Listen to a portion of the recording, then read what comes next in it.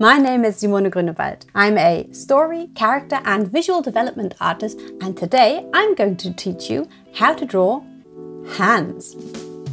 For starters, draw two squares which will be the base for our palm and our fingers. The top one we will round, and that will be the mitten part, and in that mitten part we can place the fingers. As for the thumb, to get the position of where it comes out of the palm, just half that again, and draw a little triangle for the base of the thumb, and on top of that you can add an oval-ish shape that goes up to where the fingers begin. And now we have a very schematic drawing of a hand. Obviously the hand is rounded, and to achieve that, start by dividing the fingers and the palm with a curved line that slants downwards slightly, because if you look at your hand, that's what it does.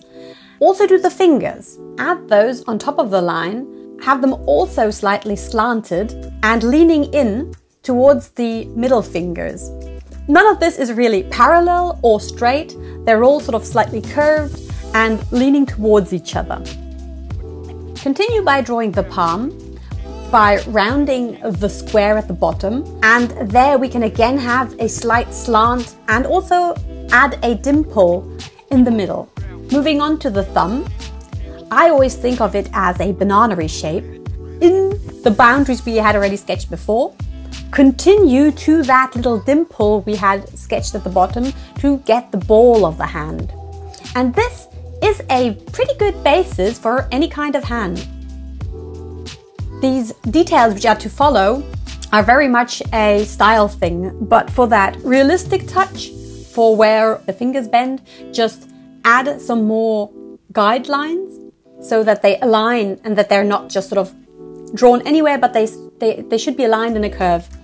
What I like doing is just sort of hint at details, and the detail which I always draw are these dimples where the fingers meet the palm.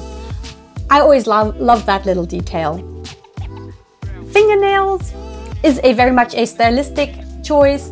It's a kind of detail which probably will come more to realistic hands, but I like adding them because they always give you a certain volume to the hand. At this point, you have a really nicely drawn hand, and all that is left to do is to clean it up nicely. So I hope this was helpful, and I'm looking forward to seeing all your hand drawings.